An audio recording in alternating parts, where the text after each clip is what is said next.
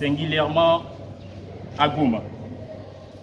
Après avoir évalué et analysé les contours multidimensionnels de la situation sécuritaire alarmante qui sévit à l'est de notre pays, il nous revient le devoir sacré, en tant que patriotes, que nous puissions jouer notre partition pour la sauvegarde de l'intégrité territoriale de notre pays, qui fait face aux velléités expansionnistes depuis des décennies d'un micro-État rwandais.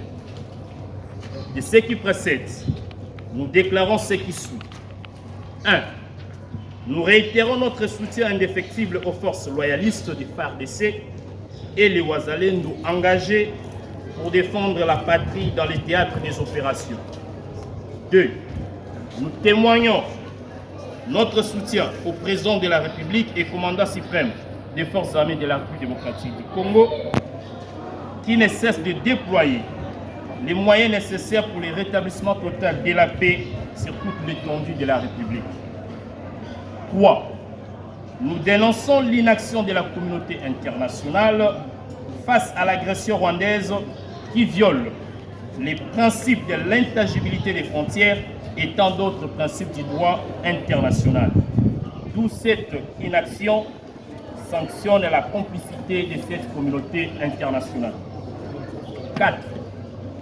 Nous disons à la communauté internationale que l'heure n'est plus au discours de condamnation, mais plutôt aux actions concrètes sanctionnant cet État voyou du Rwanda et l'air supplétif du M23. Donc, agir autrement n'est qu'une distraction de leur part et nous n'allons plus cautionner cette distraction.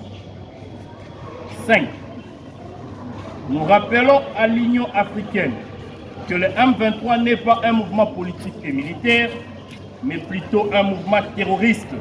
Et nous demandons à ces dirigeants de se ressaisir et que tout discours de leur part à minimiser la situation choquante que nos compatriotes de l'Est endurent va nous pousser à demander les retraits de notre pays de cette organisation régionale qui a perdu sa crédibilité. 6.